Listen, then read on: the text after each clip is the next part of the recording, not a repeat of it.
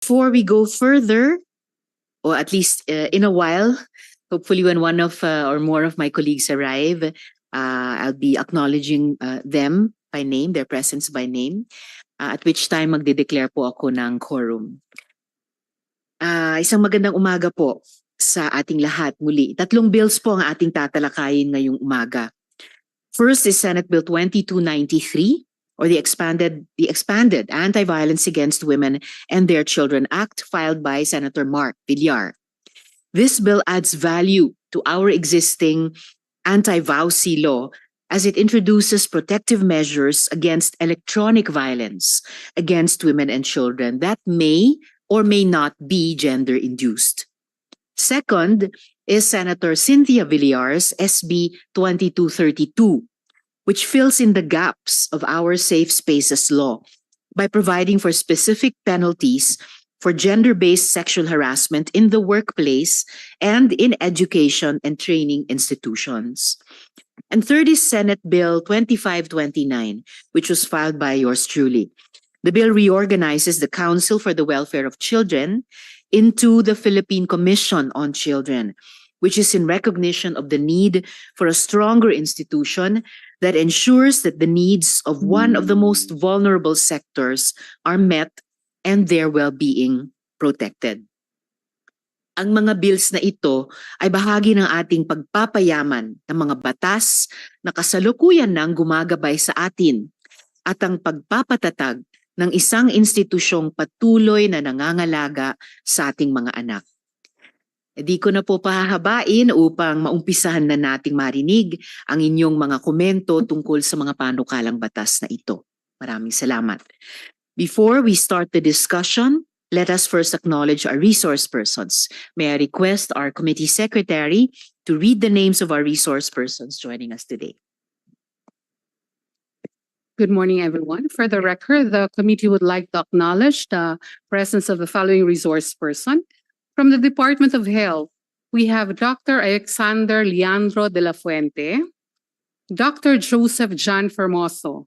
From the Department of Information and Communication Technology, we have Director Yesli Corazon Hain. Then we have Engineer Maria Andrea Hernandez Lara. From the Department of Interior and Local Government, we have Attorney Rona Rica Angel Octavio. From the Department of Justice, we have Attorney Maria Lawrence Juan. From the Department of Labor and Employment, we have Attorney Nathaniel Barayro, Attorney Sheena Balete. And then from the Juvenile Justice and Welfare Council, we have Miss Lilibeth Gallego. From the National Authority on Child Care, we have Assistant Secretary Rowena Macalintal. Then from the National Bureau of Investigation, we have Hayelin Agus. Then from the National Youth Commission, we have Attorney Rina Vivien Pineda. Then from the Philippine Commission on Women, we have Maria Rebecca Rafaela Bailoses. From the Philippine National Police, we have Police Brigadier General Portia B. Manalad. Then from the Commission on Higher Education, we have Attorney Peter Lloyd Carpio. From the Council for the Welfare of Children, we have Undersecretary Angelo M. Tapales. From the Democratic Socialist Women of the Philippines, we have Miss Elizabeth Angshoko. From the Department of Budget and Management, we have Attorney Trisha Baraan. Okay, hi. Then from the National Youth Commission, we have Attorney Rina Vivien Pineda. From the Philippine National Police, we have, okay, I mentioned ka na pa. Then, from the Early Childhood Care and Development Council, we have Mr. Edwin Talion. Hi. And Miss Cara Catherine Uy. From the Save the Children Philippines, we have Attorney Emma Salmani. From the Young Feminist Collective, we have Miss Isabel Eugene Agregado. Then from the PLCPD, we have Miss Sarah Calma. Then from UNICEF Philippines, we have Mr. Ramil Anton Villafranca and Miss Rodelisa Barrientos Casado. That's all, Madam Chair. Thank you. Thank you, Comsec. And friends, I'd like to acknowledge the presence of Sen. Rafi Tulfo. Salamat, Sen, sa pagdalo nyo. Thank you, Madam Chair. Would you like to make any opening remarks? Mamaya na lang, Madam Chair. All right po. Salamat, Sen. Rafi. So, dear resource persons, the committee is now ready to listen to your comments and proposals. However, I would like to seek your indulgence that in the interest of time, we shall be covering all three bills in a single round. I'd like to request the resource persons to limit your presentation to not more than 2 minutes, if possible.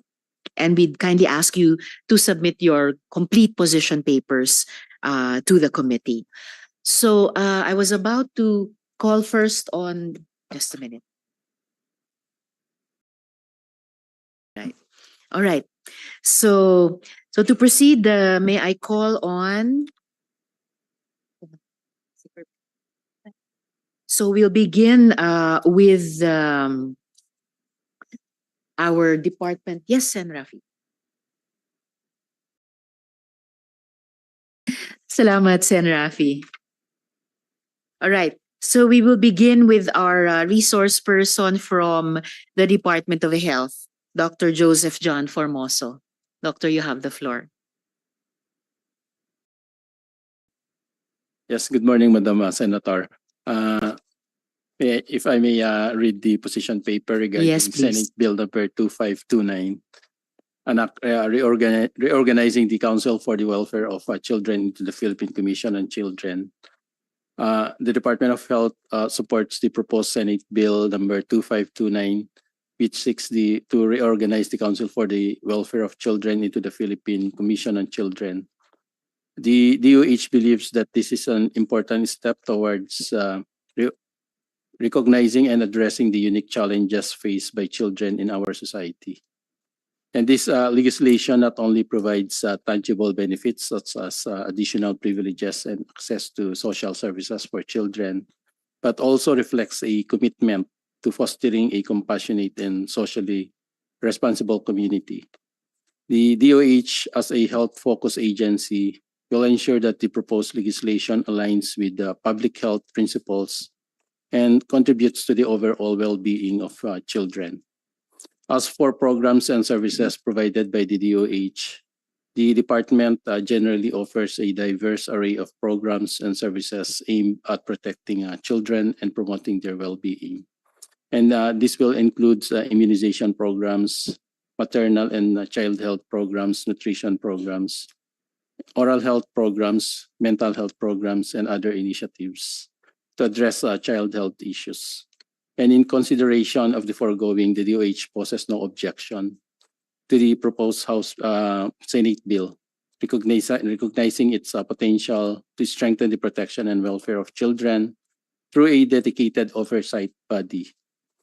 And the DOH position as a member of the Board of Commissioners will undergo further study, and the department will conduct a comprehensive assessment of its capacity and expertise to ensure it can effectively contribute to overseeing matters related to safeguarding children. And additionally, the DOH will carefully evaluate how this proposed role aligns with its core responsibilities and if it allows for active and meaningful contributions to the goals outlined in the legislation. That's for the DOH position paper, Madam Chair. Thank you, Dr. Formoso. I'm sure the USEC of CWC will be happy to hear about the department's position. Salamat po. Now we will hear from, for the DICT, will it be Director Yesli Corazon or Engineer Maria Andrea? Good morning, Senator. Yes, ma'am. I'm Leslie. You have the floor, Director Haen. Senator, the DICT poses no objections and fully support the bills presented, and we will provide our comments and position paper to the committee.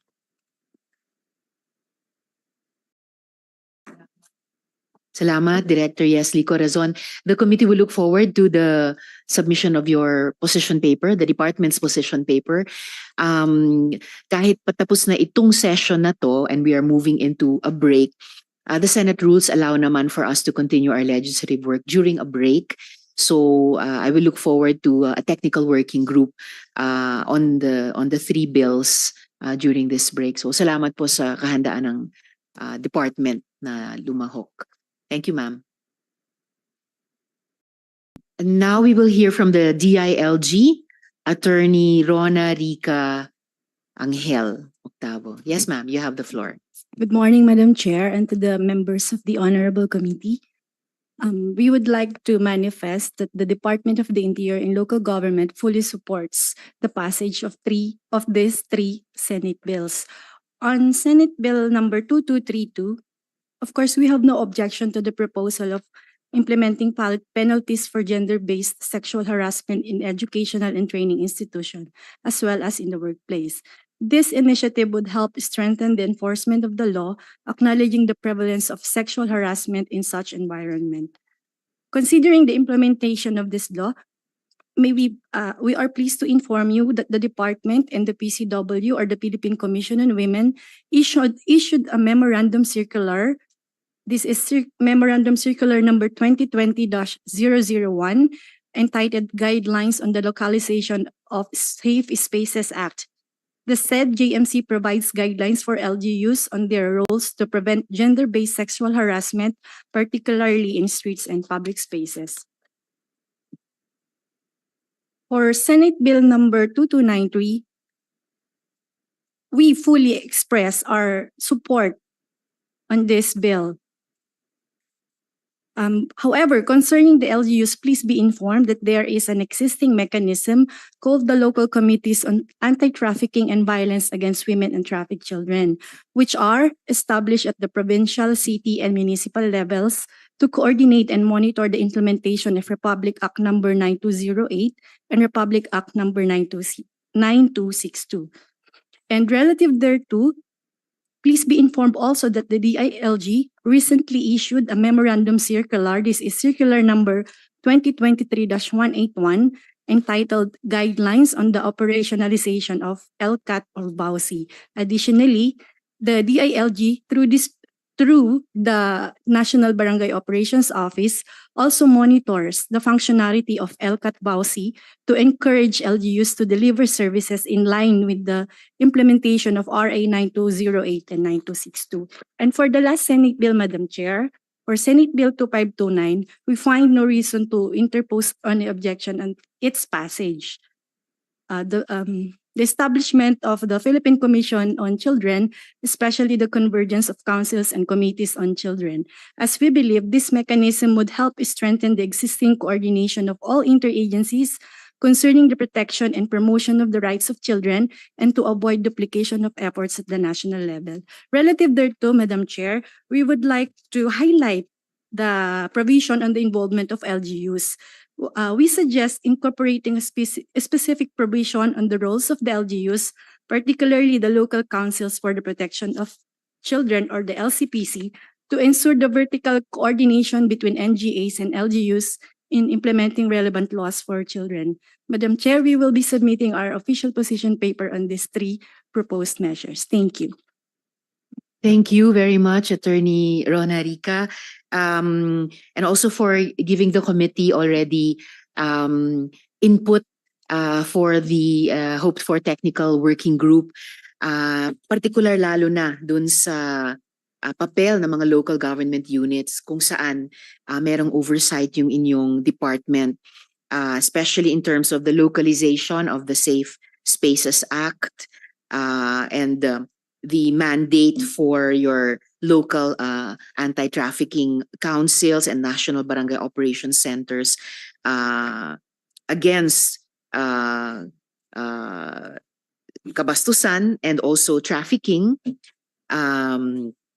and also the local councils for the protection of children. So maraming salamat for pointing out those ways in which even in these bills currently under consideration, pwede nating salaminin not only what previous laws have been passed, pero yung executive issuances and programs on the ground with which current laws and our bills under consideration should coordinate. So muli salamat po para dyan. Now we will hear from the Department of Justice through Attorney Maria Lorin. Hi, Yes, ma'am. ma'am. You have the Good floor. Apo. Yes, well, the department has yet to submit our official position on the proposed bills, SB 2232, 2293, and 2529. The department has no, as based on our initial review, we see no constitutional or legal impediment so as to object to the passage of the subject Senate bills. We are in full support of the said bills. On both SBs 2232 and 2293, we are, as I've mentioned earlier, in full support. Specifically, however, in SB 2529, in a gist, allow me, Madam Chair, to summarize a few points for the consideration of the committee on our suggested on the proposed bill. It is suggested that in Section 4, composition of the commission, not to designate the secretaries of the named departments as commissioners who will be subject to nomination and appointment by the president. Secretaries or their designated representatives may serve in an ex officio capacity without need of nomination or appointment in the commission. The commission may likewise request information from CWC on the specific functions of the listed departments tasked to coordinate with the commission, as well as the functions envisioned to be performed by these listed departments. This would allow the committee to evaluate the need for these department secretaries to serve in the proposed commission. Also, under Section 4, Paragraph B and C, it is suggested to include additional provision on the qualification or term of said members of the commission. Lastly, to ensure that there is no overlap of functions of other councils, committees, and agencies tasked to handle child-related issues, the committee may wish to elicit the position of the bodies identified in the draft bill. Madam Chair, we will submit our position paper where we will have more extensive discussion regarding our comments on each separate bills. Thank you po. Salamat din po sa inyo, Attorney Maria Lorin. Also through those inputs, further refining the process of composing the new council.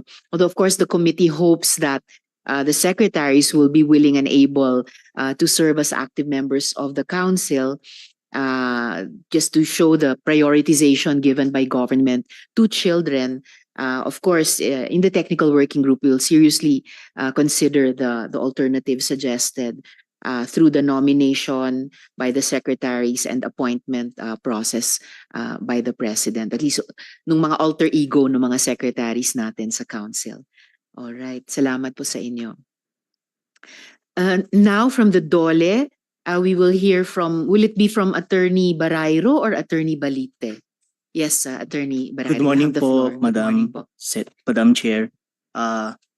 Our department commits to submit our position paper at the soonest possible time. But we support the intent of the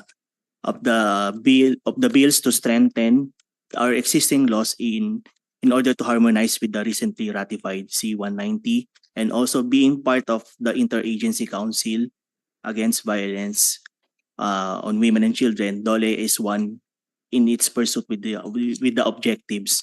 We will submit our official position paper, especially with regard to the leaves increasing to 20 days, because we see that there is a need to discuss with the employers and workers groups so that a balance of interest can be attained, Madam Chair. So that would be all for now, Madam Chair. Thank you po. Salamat din po, Attorney. Okay. The committee will await the position paper. And muli, mabuhay dun sa pagpasa nating lahat. Pinagtulong-tulungan nating ipasa yung ILO Convention 190. Salamat sa pagpapaalala sa atin sa napakabuting development na iyan para hindi lang ma-internalize natin pero ma-institutionalize po ito sa lahat ng mga batas natin moving forward, including hopefully the 3 bills that we are considering. And then, well noted po yung sinabi nyo na kailangan ng department mag-discuss sa mga employers din tungkol halimbawa sa particular na provision tungkol sa dagdag na leaves.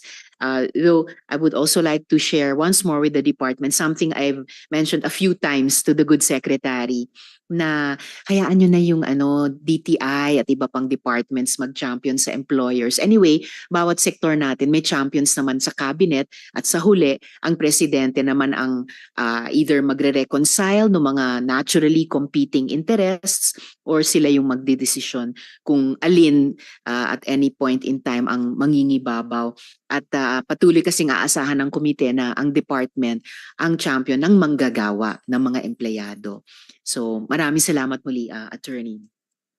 I'll next call our resource person from the Council of Welfare of Children, for the Welfare of Children, subject of one of the bills under consideration this morning. So the floor is yours, Yusek Tapales. Isang makabatang umaga po sa atin lahat. First of all, for Senate Bills numbers 2293 and 2322,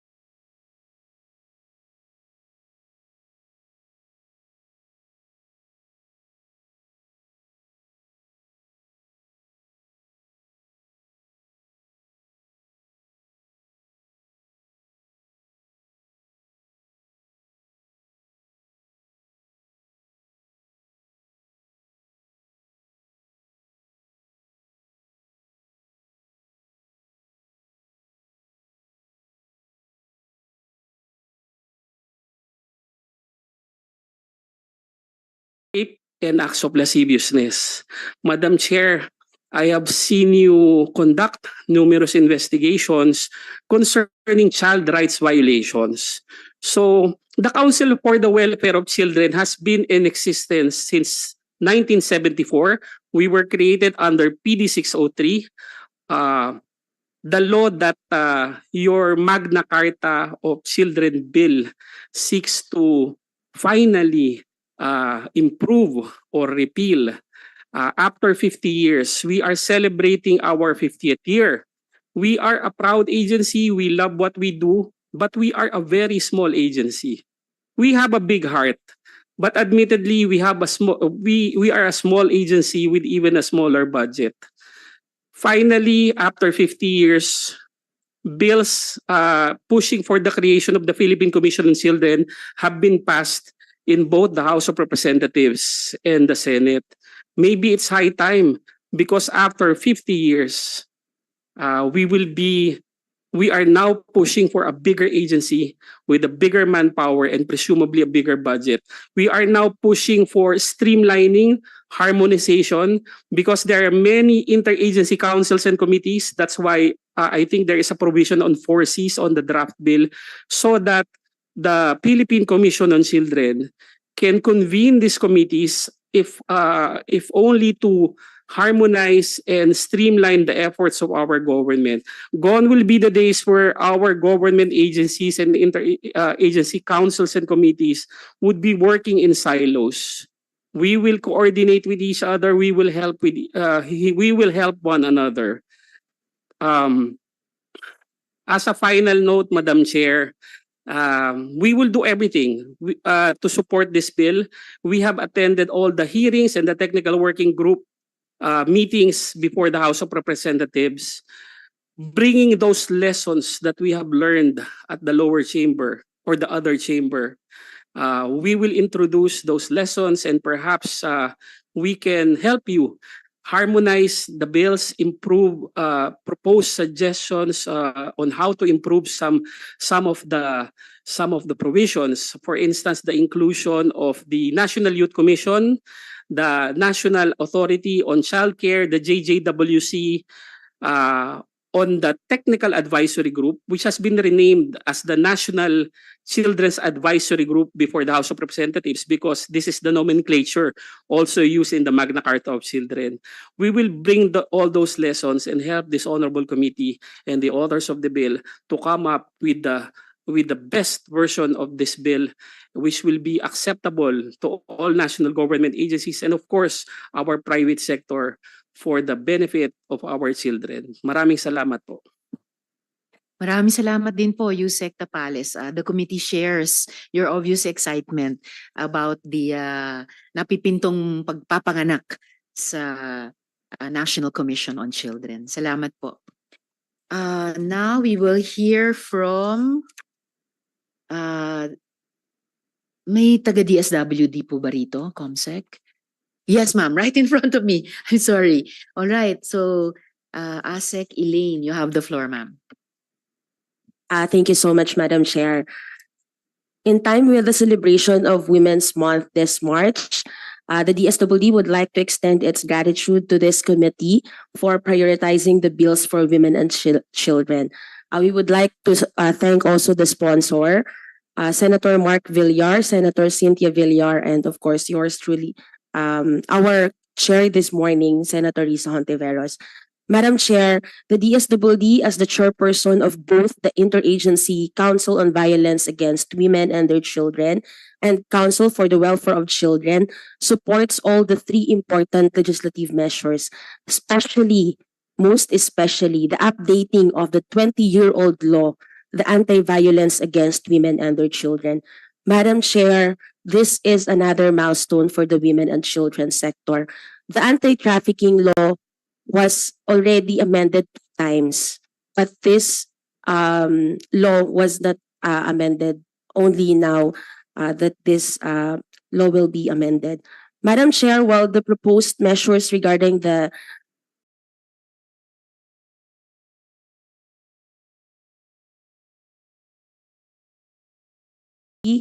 as the chairperson of the IAC-VAUSI, would like to provide initial recommendation to include for consideration the following items in the amendment.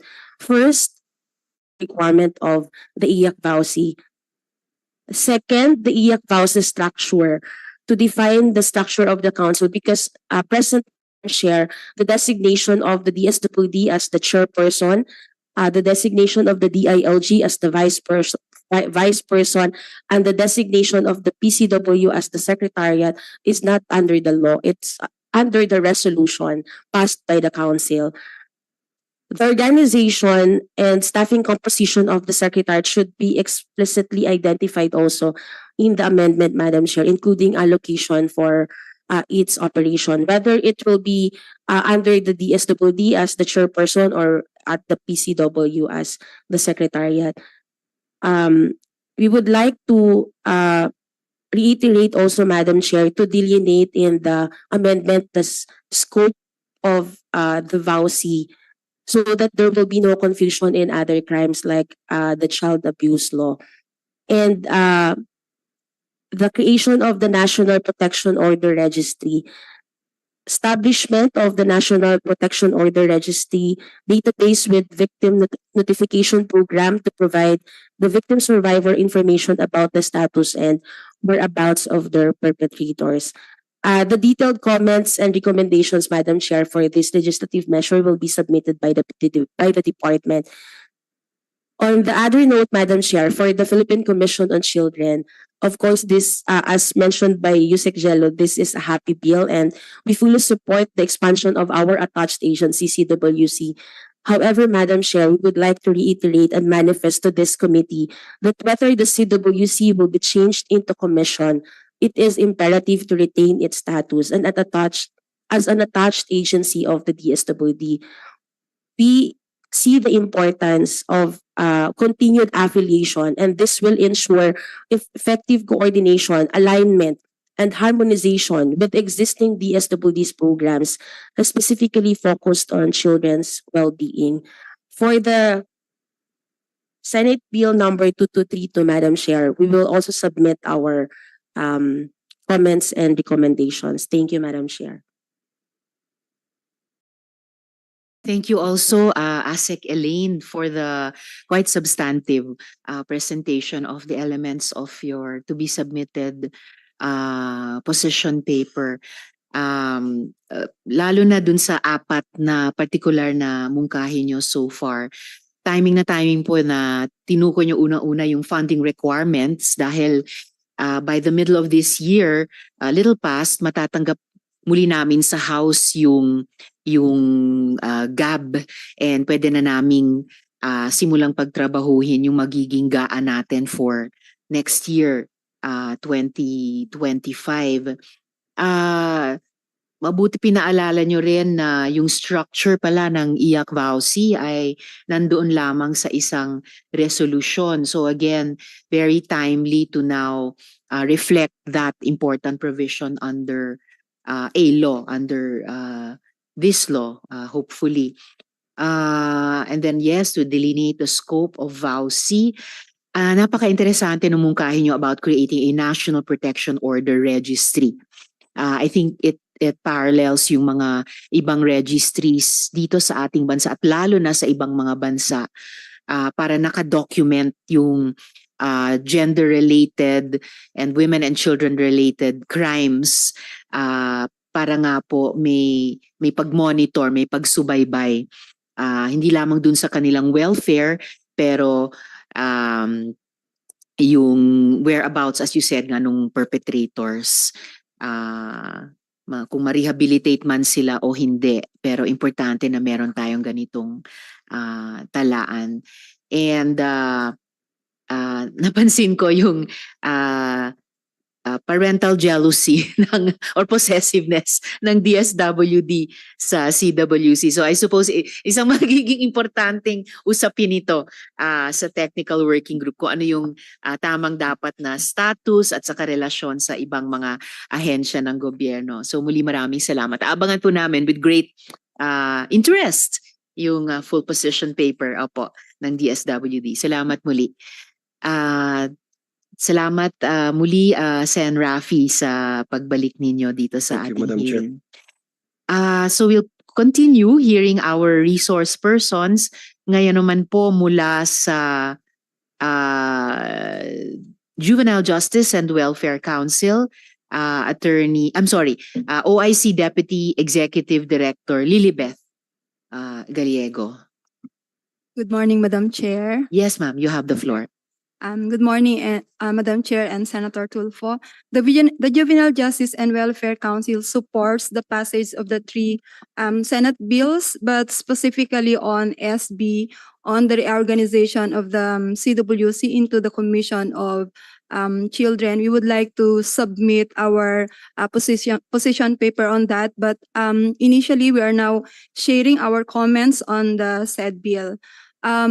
First, on the explanatory note, we would like to suggest that we clarify further on the why of reorganizing the CWC and how it can address the issues on dedicated resources and improving efficiency in the bureaucracy. These seem to be the issues on the reorganization, and we would like to suggest that we clarify further on this in the explanatory note, citing facts and other information that we may have from research and evaluations, if any.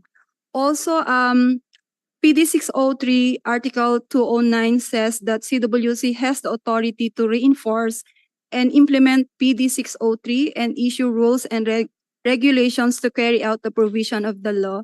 Thus, we suggest that the bill should also cross-reference the functions of the proposed Commission on Children in relation to PD 603. The other one is Section 9 of the bill states that the Commission shall issue a resolution to formalize the membership of the forces, which includes the JJWC, and also adds that the Commission shall oversee the implementation of the resolutions among the members of the forces. However, the convener of the forces is not specifically mentioned in the bill. Thus, we would like to clarify if the Commission Secretariat will also act as the convener of the forces. The other one is we also would like to suggest that to avoid confusion among the DSWD attached agencies and attached and supervised agencies that will be part of the forces, we would like to suggest that it be stated in the bill that the administrative function of the DSWD over its attached agencies, including the JJWC will not be affected by the proposed reorganization. And lastly, also, Madam Chair, on Section 12, which states the inclusion of play areas, we think it's a bit out of place, but it's really very important. We also note that there are provisions in PD 603 in relation to this. So we just maybe need to do some alignment in relation to this. That's all, Madam Chair. Thank you. Salamat din po, Ms. Lilibeth. And salamat sa presensya nyo sa hearing. As an aside, I think the juvenile justice law is one of the most underappreciated and mayat maya na nami-misinterpret na batas, but really has an important role to play in the development and, when necessary, rehabilitation of our children, of course in partnership sa DSWD. So I just wanted to assure you, ma'am, of the support of the chair and this committee in your continued implementation of that law and others in relation to children. Well noted po yung points that you made, including on clarifying roles of the different stakeholders within the council.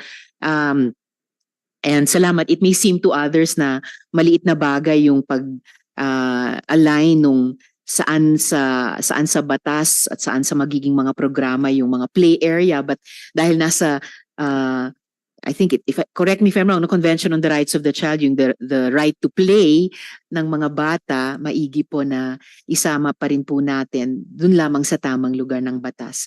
So maraming salamat po sa JJWC.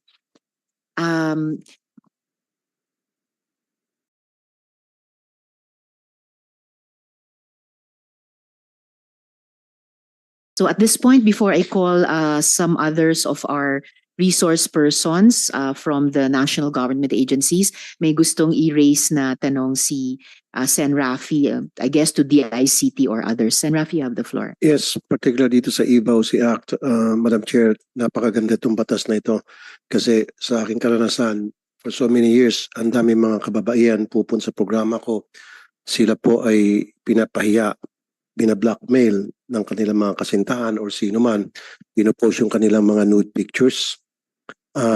Usually ito yung mga dating karelasyon at kapag sila ay naghiwalay na, yung kanilang mga nude photos pinopost online. And malaking trauma ito para doon sa biktima.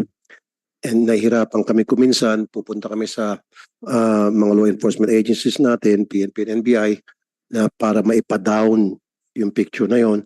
At gusto ko sana agad-agad madampot yung lalaking may kagagawa noon. So, ang tanong ko ngayon sa mga taga-law enforcement natin, meron na ba kayong polisiya ngayon kung paano nyo gagawing mabilisan ang inyong aksyon, agad-agad ma-delete yung picture na pinost sa biktima nitong kung sino may lalaki yun, and then B, meron ba tayong aksyon na agad-agad na merong kalalagyan yung perpetrator? Who wants to answer? Would the DICT like to field this question? DICT siguro? Is DICT here? Yes, Sen. Rafi. Andito po Good si morning, Attorney Jevara. Senator. Yes, ma'am. Hi, I'm Leslie po from the ICT. Pero Yes. bago mo sagutin yun, ma'am, kasi ang problema namin, even now, yung bang mapabura yung picture na post online. Sometimes it takes days. And then later on, kuminsan yung mismong perpetrator na lamang ang natakot dahil nakasumbong sa akin sa binubura. Ang gusto ko sana, meron kami pupunta ng agency tulad ninyo na pagtawag namin sa inyo, agad-agad mabubura para bawas sa trauma ng biktima. Yes, Senator. We are working closely with our attached agency, which is the CICC, who is doing the policy and actions together with the NBI po. Yung tungkol po sa pagpapa-take down ng mga posting po, yung mga unwanted posting po nito. And then, kadalasan sinasabi rin kasi nung ex-boyfriend nung biktima ay, hindi naman ako nag-post yan. Yan ay, baka iba yan dahil pinarepair ko yung cellphone ko, baka yung repairman, kinuha yan at pinost. So, is there a way na malalaman natin agad-agad kung saan nag-originate yung posting at ma-identify natin kung sino nag-post talaga para yun yung isa sa mga kakasuhan natin? Bukod doon sa boyfriend niya. Now, of course, we know na galing naman talaga sa boyfriend niya. Nag-originate yung photo sa boyfriend niya. So, para pati yun kung sino man yung nag-post ay makasuhan na rin kung saan galing yun. Is that something that the ICT can do? Yes po, Senator. With our attached agency, which is the CICC, this is included po with the policy yung investigation po, saan yung nag-originate, kung sino po yung mga kailangan managot. Kasama po to na kino-consider ng department po para po matugunan po yung mga ganitong nangyayari po. O kaya niyo po yun. And then at the same time, kaya niyo mapabura. Siguro, kung halimbawa sa Facebook, kaya niyo mapabura sa Facebook. So may contact ba kayo sa Facebook Philippines, sa Meta? May mga contact ba kayo sa TikTok, sa YouTube? Senator, for the specific po, how we can take down this one po, isasubmit po namin to with our technical para po we can further study po yung agad-agaran action. So hindi niyo pa alam kung paano. Sa technical po namin po i-ano. And then also with cooperations po dito sa mga Facebook and other Of course, wala kayong magagawa kasi siyempre ang may hawak naman yung Facebook, yung mga taga-Facebook. Maybe get a connection or contact from Facebook, from YouTube, TikTok, na kung meron na kayong contact sa kanila, kayo na siguro makipag-communicate sa kanila with the NBI para sabihan na i-delete na yung picture na yon. Right there and then. Noted po, Senator. We'll take note po. Sige. Thank you po. Thank you po, ma'am. Thank you, Madam Chair. Salamat po, Sen. Rafi. And mamaya pagtawag ko sa resource person from the NBI on the 3 bills, please also comment if you can, I think you can, sa tanong ni Sen. Rafi ngayon lamang. So ngayon, we will hear from the NAC sa pamamagitan ni ASEC Rowena Macalintal. You have the floor, ma'am. Thank you po, Madam Senator, Madam Chair Risa Ontiveros, and good morning po, Senator Rafi Tulfo. The National Authority for Childcare fully supports the 3 legislative measures being deliberated upon. We were asked to give comments to 2 of these, and if I may just read the brief manifestation of support and comments of Yusek Janela Ejercito Estrada, Madam Chair. The NECC supports the intention of Senate Bill number 2232 by expanding the coverage and penalties provided for in the original Safe Spaces Act. We agree that by inserting the provisions on penalties for gender-based sexual harassment in the workplace and the penalties for gender-based sexual harassment in education and training institutions, and by increasing the penalty, the duration of imprisonment, and the amount of fine to ensure that appropriate penalties, which is more or less commensurate to the damage caused by said act of gender-based sexual violence, further strengthens the legislative intent of this important measure. On the matter of Senate Bill 2529, authored by the good senator and chair of the Committee on Women, Children, Family Relations, and Gender Development, the NACC is in full support of this endeavor intended to promote the welfare and best interest of children and to protect their safety and total well-being. Having said this, the NACC therefore proposes for your consideration, Madam Chair, that we be included in the Board of Commissioner or in the so-called 4Cs or whichever is applicable at the least, although the NACC is neither a council or a committee. Since the NACC is mandated by law to be the central authority in domestic administrative adoption, inter-country adoption, and alternative child care, I hope that we be included in the said membership and in the succeeding discussion because the children that we serve are those who were deprived of or with relinquished parental authority. Hence, the children that we serve are those considered the most vulnerable among the already vulnerable sector in our society. The abandoned, neglected, foundlings, orphaned, dependent, abused and exploited children in need of families whose interests need to be represented when general matters about children is being discussed. However, it may be of great help if the proposed bill can further justify the crucial and overarching need for the reorganization of the CWC currently attached to the DSWD into the new Philippine Commission on Children attached to the Office of the President in relation to the general efforts on streamlining of bureaucratic structure and processes in the government. But nevertheless, the NACC fully supports this measure. Thank you, Madam Chair, for always inviting us to these public hearings, and thank you for the kind attention and the ardent support that you always generously extend to the NACC. We already have submitted our position paper, Madam Chair. Thank you. Thank you, Asek Rowena, dun sa position paper at sa presentation nyo ngayon. And well noted po yung position at saka yung mga recommendations din po ninyo. Thank you very much. Ngayon po,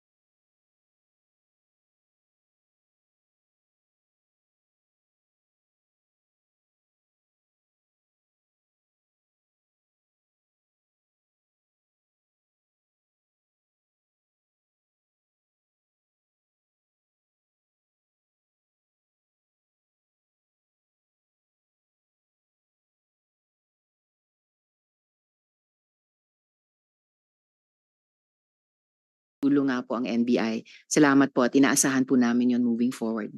Thank you, Thank Madam you. Chair. Thank you, ma'am. So now we'll hear from the National Youth Commission, ASEC Attorney Rina Pineda. You have the floor, Attorney Rina. Thank you, Madam Chair. Good morning to Senator Tulfo. Goodbye also to Senator Tulfo. Yes po. So we'll comment on the bills Busy po. morning po. Yes, Yes please po. proceed, ASEC Rina.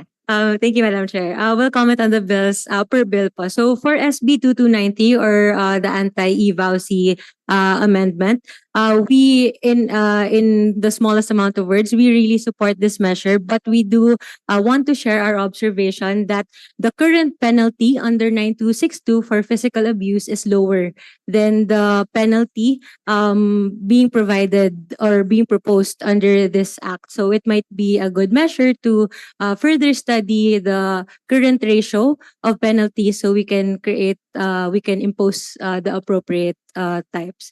For SB 2232, Madam Chair, or the Pace's amendment. Again, the NYC supports this legislation. We support any legislation that will foster a safe and secure environment for our youth.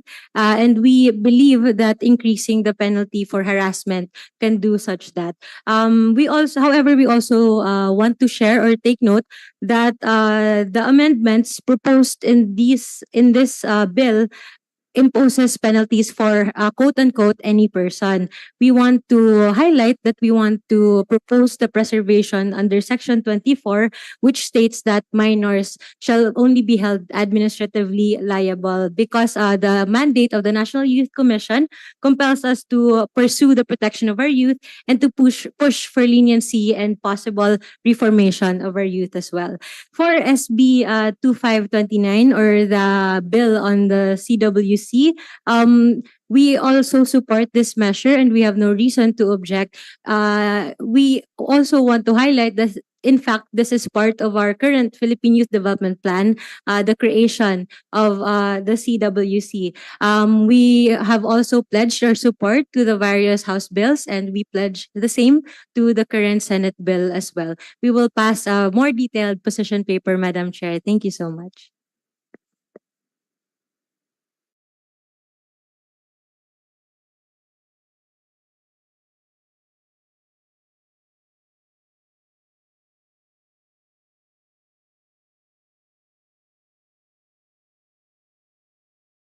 When you were talking, for example, about NYC's view that current ratios of penalty should be made appropriate across laws, naalala ko nung ginagawa din namin yung mga naunang batas tulad din ng bawal bastos. So this was also something that we had to pay particular attention to. Salamat sa tingin ng NYC na imposing the appropriate penalties can induce corrected behavior among perpetrators. And maraming salamat dun sa pagbibigay diin ninyo that minors should be held only administratively liable. In a way, it echoes yung earlier point I raised to the JJWC na how important the juvenile justice law and others are in terms of providing restorative justice, even and especially for our children. And lastly, ang saya naman mapaalalahanan na sa Philippine Youth Development Plan mismo, may ano na doon, nakikinikinita na yung pagpapanganak sa Philippine Commission on Children. So thank you very much, Sekrina. Now we'll hear from the DBM through Director Attorney Tricia Baraan. Good morning, Madam Chair. Yes, ma'am, you have the floor. And everyone po. First of all po, we support po the bills. And we on the funding po, we recommend that the implementation of these bills be sourced from the annual GAA, subject to the usual budget process. And then we agree po with Yusek Tapales and the DSWD.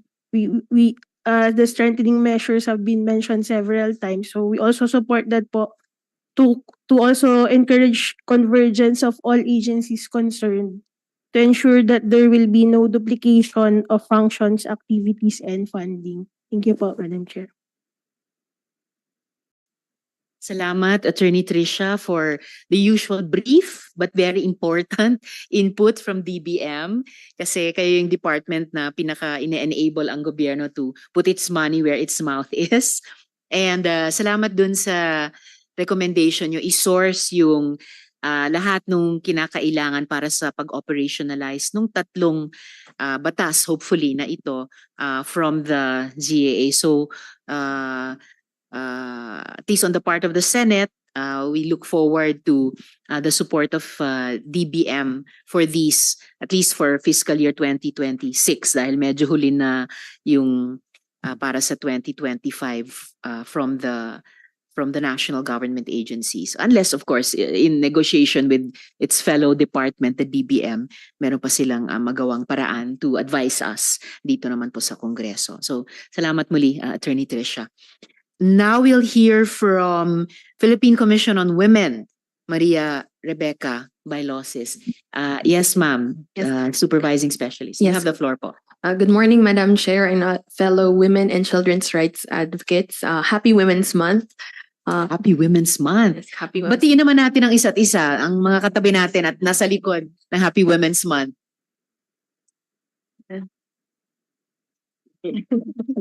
Thank you, ma'am. You have the floor. Yes, thank you, Madam Chair. So on behalf of the Philippine Commission on Women, I wish to express our support to the three legislative measures being discussed this morning, and specific to the two legislative measures which we've been asked to comment on. So on Senate Bill number 2232, the Philippine Commission, of course, fully supports the bill which provides penalties for gender-based sexual harassment in education and training institution and the workplace, amending the Safe Spaces Act. So every person, especially women and girls, has the right to learn and work without fear of sexual harassment in educational and training institutions and workplace where they reasonably expect security and safety. Thus, the PCW supports that the penalties for gender-based sexual harassment in these establishments be of significant amount greater than those provided for gender-based online sexual harassment in the Safe Spaces Act and considerably higher than those provided in the Anti-Sexual Harassment Act. Nonetheless, to further enhance the bill, the PCW also recommends, based on our consultation, to add certain provisions for guidelines on community service and the inclusion of other measures addressing the following gaps which we have observed, such as the establishment of mechanisms when the establishment of a committee on decorum and investigation or CODI may not be feasible, addressing the protection of student interns whose stay is temporary in training settings, and finally, addressing the processing time for resolving administrative complaints. On Senate Bill 2293, on the expanded anti-VAUSI law, the Philippine Commission on Women strongly supports the proposed legislative measure as the crucial amendments addresses the evolving landscape of violence against women and children, particularly through the use of information and communications technology or other electronic means. In our increasingly digital world, the prevalence of violence against women and children perpetrated through ICT has become alarmingly evident, and the impact of electronic violence can be profound and enduring. The harm and violence inflicted through cyberspace can persist indefinitely, with victim survivors of electronic forms of violence being subjected to ongoing trauma as the digital footprint of their abuse, as being noted by Senator Tulfo, can remain accessible long after the initial harm was inflicted. Nonetheless, to also strengthen the legislative measures similar to the DSWD, the PCW also wished to highlight other possible amendments to the bill.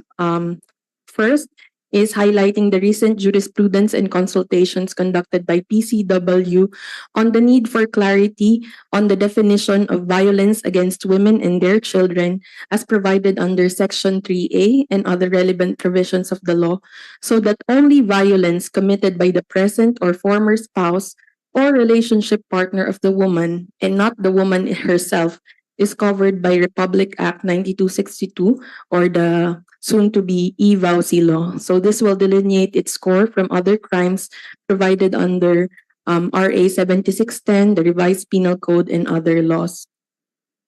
The Commission also supports the other provisions of the e-VAUSI or the expanded VAUSI, as well as those providing mechanisms to protect women migrant workers. Further to this, we recommend to include a provision that grants jurisdiction to local courts over any acts penalized by RA 9262, even if committed outside the Philippines as applicable, whether or not such act constitutes an offense at the place of its commission. And on the mechanisms for implementing the law, we support the inclusion of civil society members to the AYAC-VAUSI, to the Council, in line with the implementation of a whole-of-society approach to addressing VAUSI. Nonetheless, similar to DSWD, we recommend that the structure of the Council be specified and a dedicated secretariat be created considering the expanded membership being proposed in the bill. Furthermore, we recommend the inclusion of a provision for dedicated resources for implementing the law, rather than just relying on common sources such as the GAD budget, where competition for its use can make anti-VAUSI programs underfunded or unfunded in certain cases. So as we have recently commemorated the 20th anniversary of the passage of RA 9262, actually last March 8th, which is the International Women's Day. So this is really a very opportune and good time to reaffirm our commitment to the full protection and empowerment of all women and girls through the passage of this legislative measure. Thank you, Madam Chair.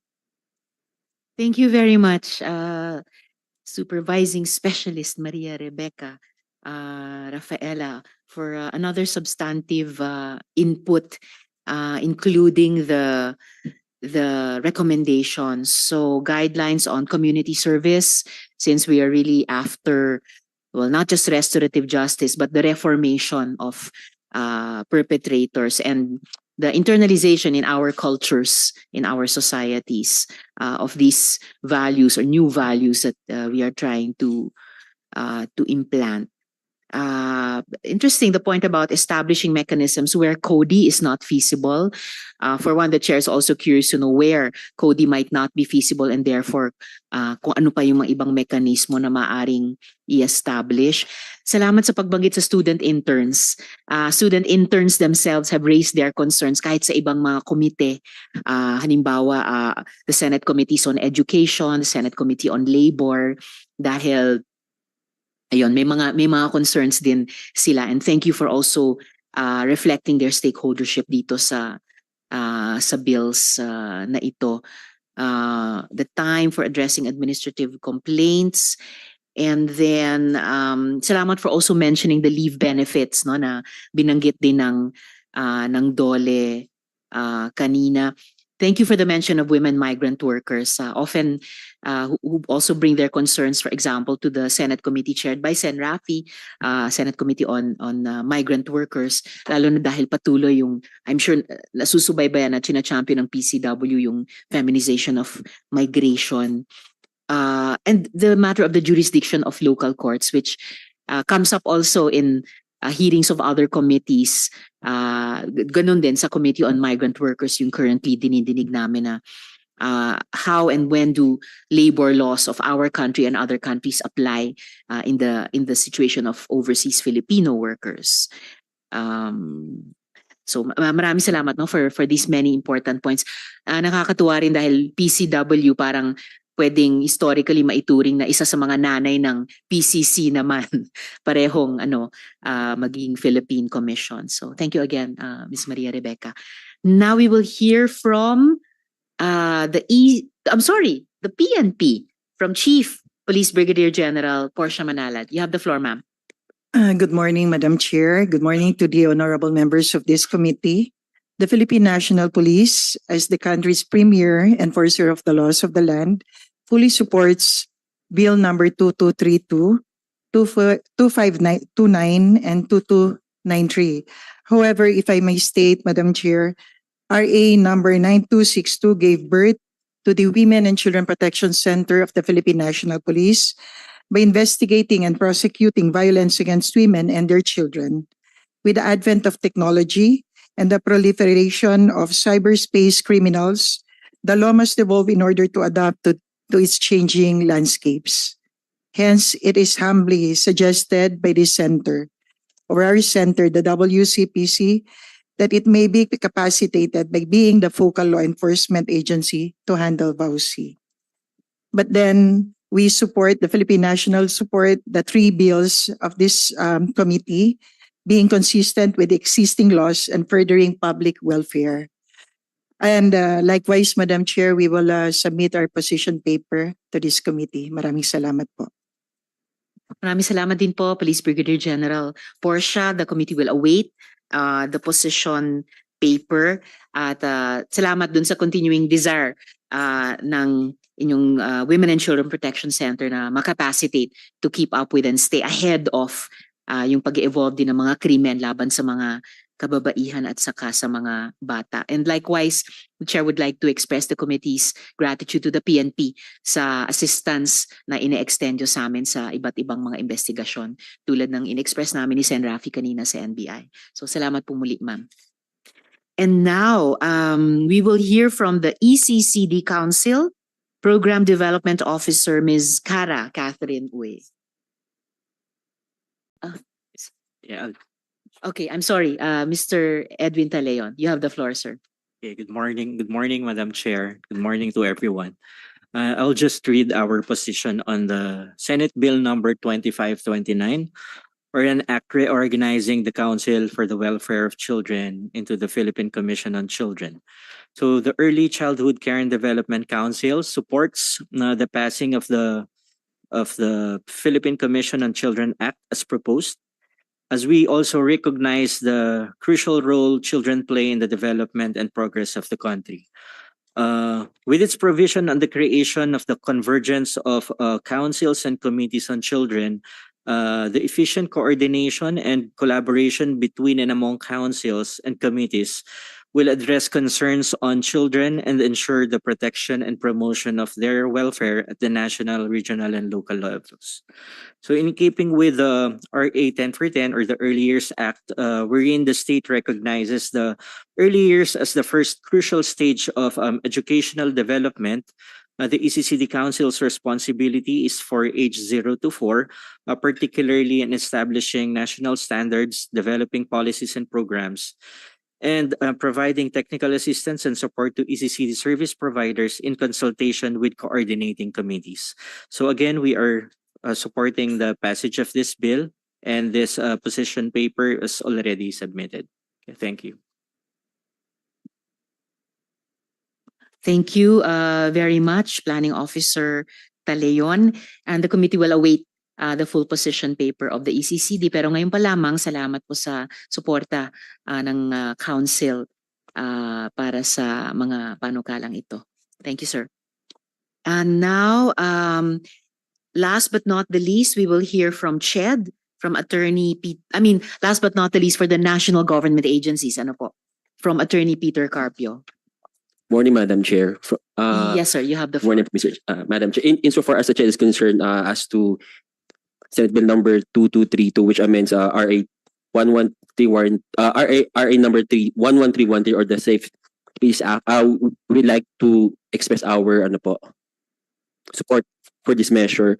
In fact, the CHED has already issued Memorandum Order number 3, series of 2022, which is the guidelines on gender-based sexual harassment in higher education institutions. We will also submit our written position paper on the said measure, Madam Chair. Thank you po. Salamat din po, Attorney Carpio, and for informing us of the existence and earlier existence of the memorandum order. Hintayin po namin yung position paper ng Commission. Salamat, sir.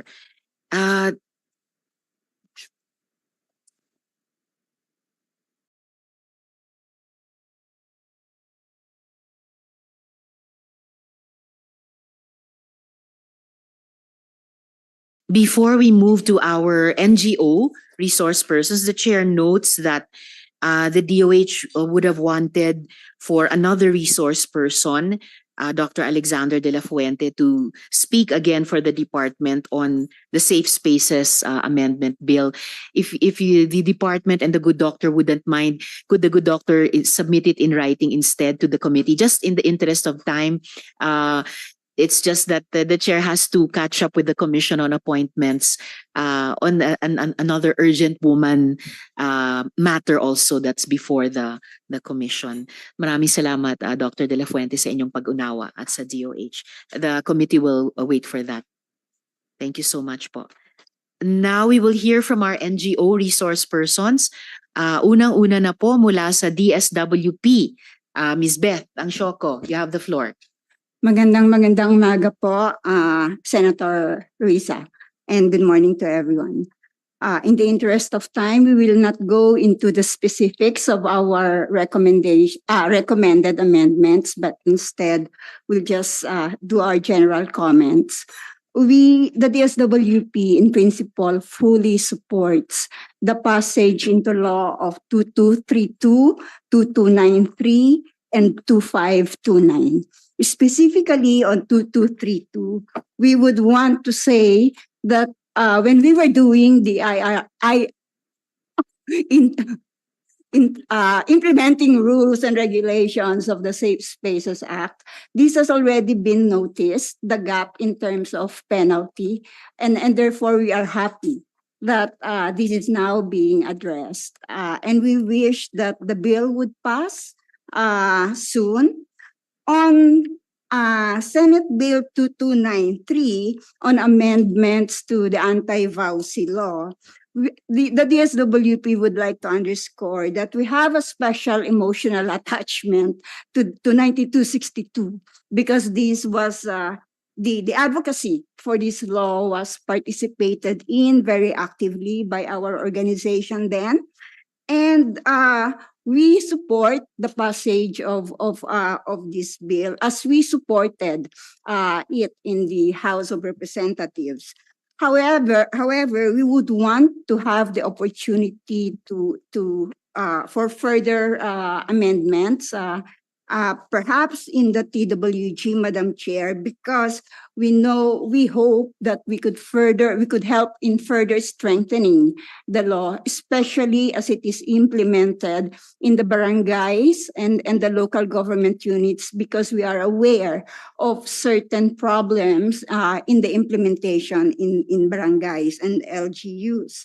And also, we hope that yes, the women's rights organizations can have a more active participation in terms of implementing the law. Now, on SB 2529, authored by the chair, we fully support the passage of this bill, but we would propose specific amendments along the lines of assuring the rights, the specific rights and needs and interests of girls, ensuring that these are addressed, and also ensuring the active participation of the Philippine Commission on Women in the implementing structures of the eventual legislation, and perhaps also of women's rights organizations. Otherwise, Madam Chair, those are our comments, and we hope to be able to participate in the TWGs that will be organized on the three bills so that we can forward our specific recommendations. Maraming salamat po. Maraming salamat din, Ms. Beth. Now we will hear from Save the Children, Attorney Emma Salanani. Sorry, Attorney Emma Salmani. Yes, ma'am. Thank you po, Madam Chair, at magandang umaga po sa ating lahat. Save the Children supports the proposed transformation of the Council of the Welfare of Children into the Philippine Commission on Children. We believe that this change is necessary to strengthen the institutional frameworks and mechanisms for the protection and promotion of children's rights in the Philippines, and for mainstreaming children's concerns at all levels and entities within the government. However, we are proposing some enhancements to further strengthen the bill. Number one, in the composition of the Board of Commissioners and in the Technical Advisory Group, we propose to include the National Council for Indigenous People and the National Council for Disability Affairs and the ECCD Council. We also recommend the inclusion of the Philippine Commission on Women to ensure smooth transition in programming and services when the child reaches the age of majority. On child participation, we noticed that only one child representative is included in the Board of Commissioners and in the Technical Advisory Group. Based on recommendations coming from children themselves, we are recommending that the number of representatives in the Board of Commissioners and in the Technical Working Group be increased to 2 or 3 children. This will ensure that children are not intimidated when they are attending meetings, and they feel confident when they are sharing their advocacies in the presence of their peers. We also recommend, as an additional function to the Board of Commissioners, the creation of a permanent and regular child-friendly mechanism, processes, and platforms so that children can truly exercise their right to participate. The details of our recommendations will be included in the position paper that we will be submitting after this hearing. Thank you, Madam Chair. Thank you also, Attorney Emma, for the suggestions, the recommendations from Save the Children. Very well noted po, and I'm sure will be very helpful hanggang sa technical working group. The Chair would like to acknowledge the presence of Senator Francis Tolentino. Salamat, Sen. Francis, sa pagdalo nyo. Would you like to make any opening remark before we continue? Nothing to say. I just feel outnumbered here because of the sheer number of, we're celebrating Women's Month, but I'm familiar with what the previous lady mentioned a while ago. I'm familiar with the international rights of the child. That group was founded by, if I'm not mistaken, Miss Jeb in London century ago, if I'm not mistaken. So I'm just here to listen, Madam Chair. Thank you, Sen. Francis. So now we will hear from the Child Rights Network, Ms. Sara Calma. Hello po. Yes, ma'am. Good morning po, Madam Chair, and to the Honorable Committee. Mula po sa amin sa Child Rights Network, we fully support the SB 2529 and welcomes the creation of a dedicated national agency for children's concerns, which is essential in addressing their concerns. We have submitted na po, Madam Chair, our position paper, and kindly allow me to read po the highlights, commending the following important provisions. Una po, the creation of a dedicated commission for children will ensure meaningful implementation of laws created for children. Philippine Commission on Children, or PCCH, as oversight body to structures created by law. The creation of technical advisory group focused on evaluation of policies and programs for children. And lastly, inclusion of child advocates and child representatives in the Board of Commissioners. Madam Chair, we also respectfully recommend the inclusion of child-focused organizations, particularly CRN and its members, as well as children and youth organizations in the technical working group for the development of the implementing rules and regulations. Muli po sa CRN, we fully support for the immediate passage of Senate Bill 2529, and we remain committed to helping ensure that children are at the heart of the law. Maraming salamat po. Maraming salamat po. Coordinator Sara. I've heard the beautiful motto of CRN, yung bata sa puso ng batas, and you just said it in English, children at the heart of the law. Really beautiful. Salamat po sa position paper na naisumite nyo na, and for the highlights you have just made. Of course, you very welcome yung participation ninyo at ng mga organizations sa TWG.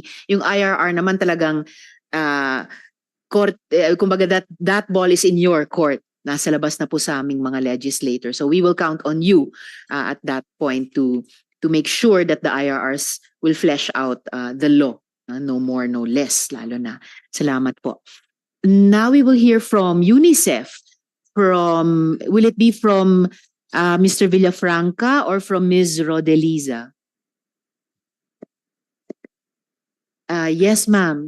Ms. Rodeliza Barrientos Casado. You have the floor, ma'am. Yes. Madam Chair, United Nations Children's Fund welcomes the ongoing efforts of the Philippine Senate to deliberate on the establishment of a Philippine Commission on Children. We believe that this is a clear response to the recommendations of the UN Committee on the Rights of the Child, which has recommended in its recent concluding observations the need for the establishment of a governmental structure with strong authority, adequate resources, and a clear mandate to coordinate all activities regarding the implementation of the Convention. This also addresses the commitments laid out by the government to achieve its upper middle income status in the Ambition 2040 and more recently the pathways to those commitments in the Philippine Development Plan 2023 to 2028. As outlined in UNICEF's mission, the survival, protection, and development of children are universal imperatives that are integral to human progress.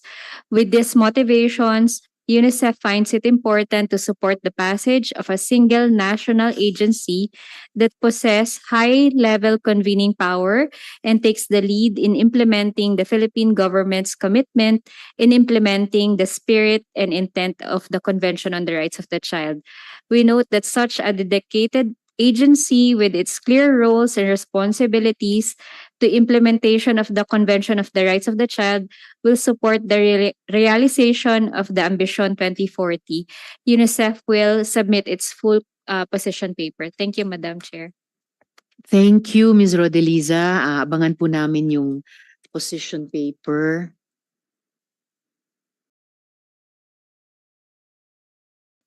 All right.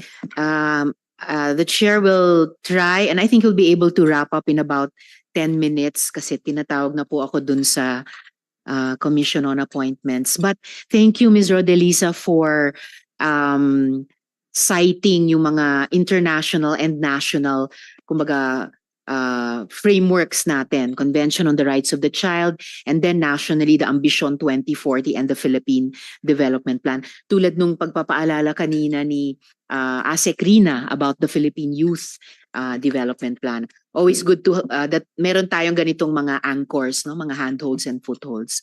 Thank you very much, ma'am. Now we'll hear from UN Women from Sigrid Sibug. Good morning, Have Madam the floor. Chair. Good morning, everyone. Thank you for inviting the United Nations Entity for Gender Equality and the Empowerment of Women to provide an intervention today. I'll keep my intervention brief, focusing on 3 points. First, UN Women commends these legislative developments and notes that these are a step towards alignment with the UN Committee on the Convention of Elimination of All Forms of Discrimination Against Women recommendations for 2023 to the Philippines, particularly on ensuring that all forms of gender-based violence against women are specifically criminalized and taking into account the special protection needs and services for disadvantaged and marginalized groups of women, including women migrant workers and LGBTQ women. Second, we wish to highlight that the incorporation of cybercrimes between couples and former couples, which often involve the use of online platforms to threaten, harass, or further violate women at various ages, has long been needed, and thus we welcome the proposed amendment.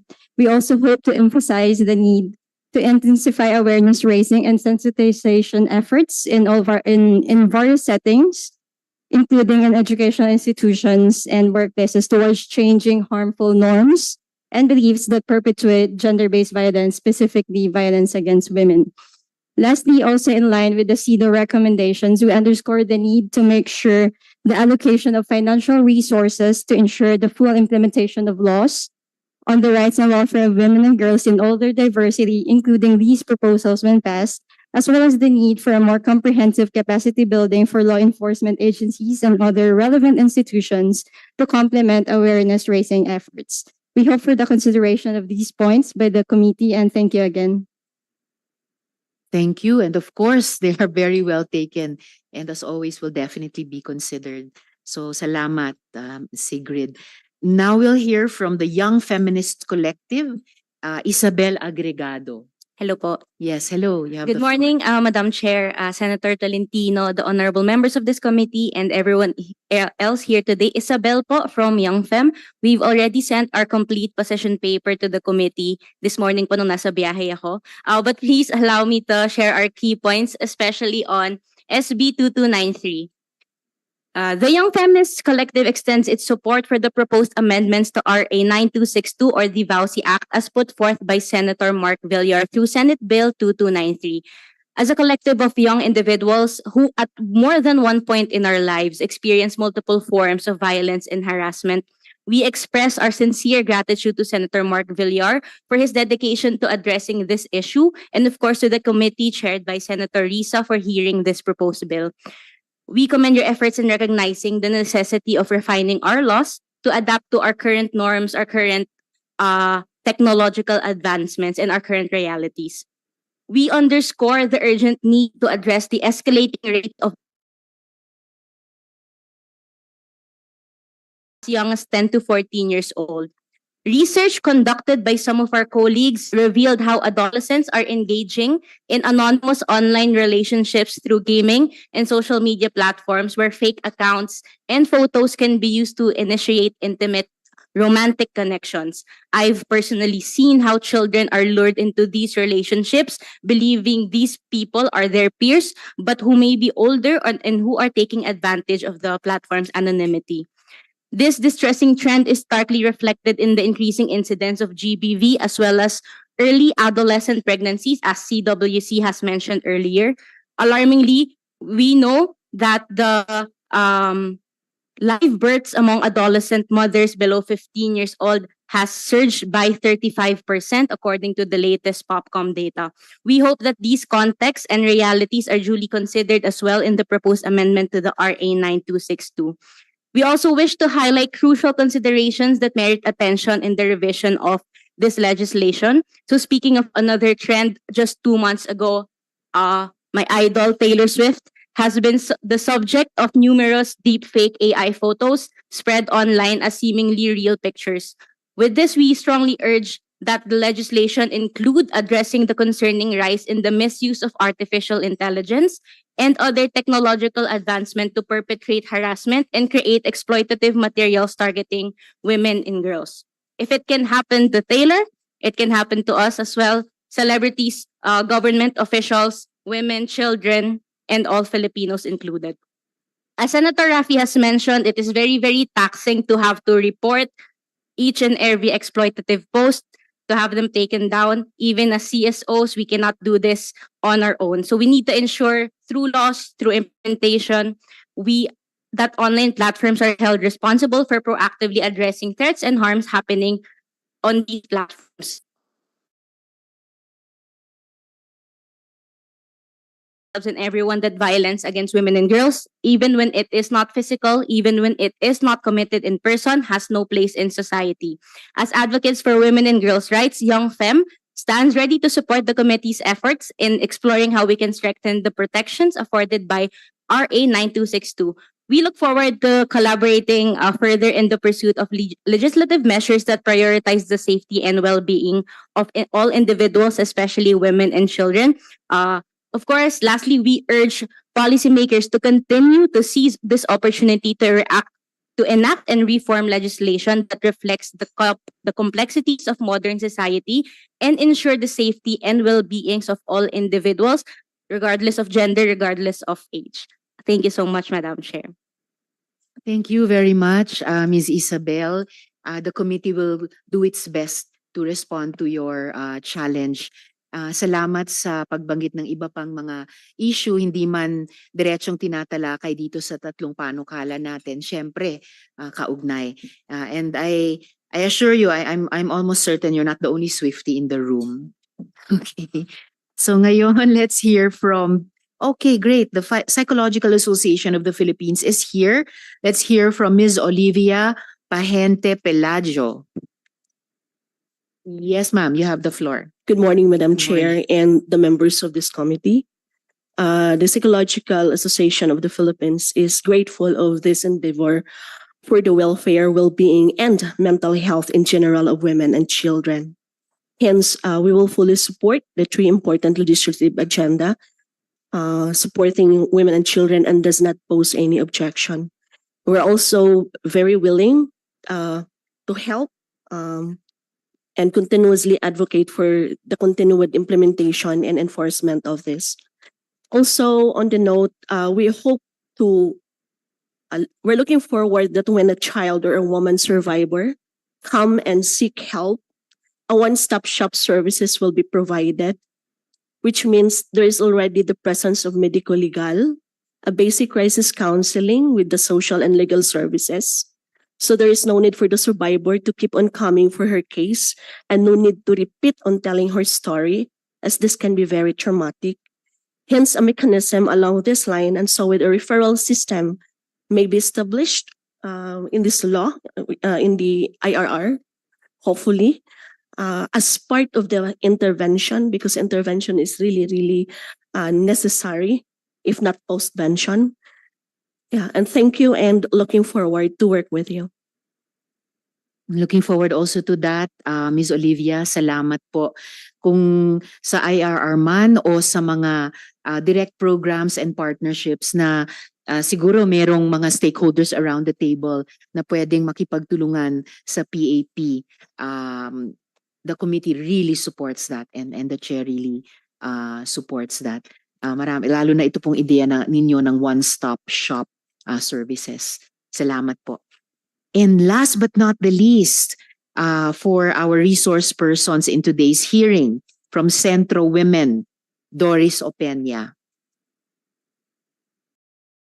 Yes, ma'am. You have the floor po. Good morning. Good morning po, Madam Chair, Senator. Mula po sa Centro Women, kami po ay lubos na nakikiisa sa usapin ng Safe Spaces Act. Kasama po ang ating mga honorable senator sa paghahanda ng mga kinakailangang pagbabago upang tiyakin ang malawak na saklaw ng batas na ito laban sa anumang forma ng karahasan. Ang sentro po ay makakaasa ng suporta mula sa trade union bilang aktibong kabahagi at upang tiyakin ang ating lipunan ay magkaroon ng matibay na pagkapantay-pantay sa usapin ng kasarian. In addition to that po ay definition po para sa heads ng organization at educational institution, pagpapalapad ng application, bagong provision sa lahat ng nakatataas sa naturang institusyon, hindi lamang sa Pangulo. Meron ding proposal sa provision upang mapalakas ang implementasyon ng Safe Space Act at patungkol sa Section 31 exceptions. Maraming salamat po. Maraming salamat din po, kasamang Doris. Kanina pinaalala din po ni Attorney Barayro na kapapasalang po natin, kakakonquer ng Senado sa Convention 190, isa pong tagumpay ng kilusang paggawa at lalo na ng mga kababaihan sa loob nun. So salamat po sa patuloy na suporta ninyo. At umaasa po ang komite sa patuloy pang pakikilahok ng Centro Women sa trabaho ng komite. All right. At this point, I would like to thank everyone, including my dear colleague, Sen Francis, and earlier, Sen Rafi. I'd like to thank everyone for sharing your expertise gleaned from experience. Malaking tulong po ito sa pag-aaral at pagsinsin pa ng mga panukalang tinalakay natin ngayong umaga, lalo na baon yung maraming inyong mga rekomendasyon. It's imperative that as our realities, electronic and otherwise, evolve, so should, as several of our resource persons have said, so should our laws and policies. The committee will be calling a TWG, salamat sa maraming nag-volunteer na, a TWG to further discuss these bills in detail. At muli, marami pong salamat at magandang umaga. This hearing is adjourned. Salamat.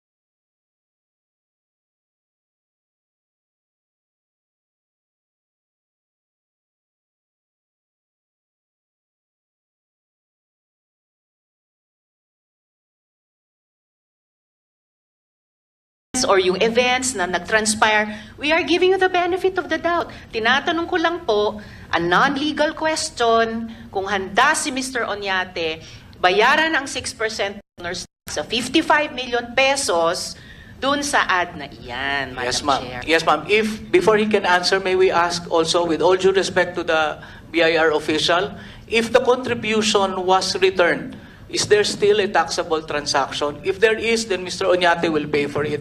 But if there's none, baka wala na rin po. Thank you, Madam Chair. Actually, question lang ha. Kasi di ba on record, it's your law office who's the client of the network.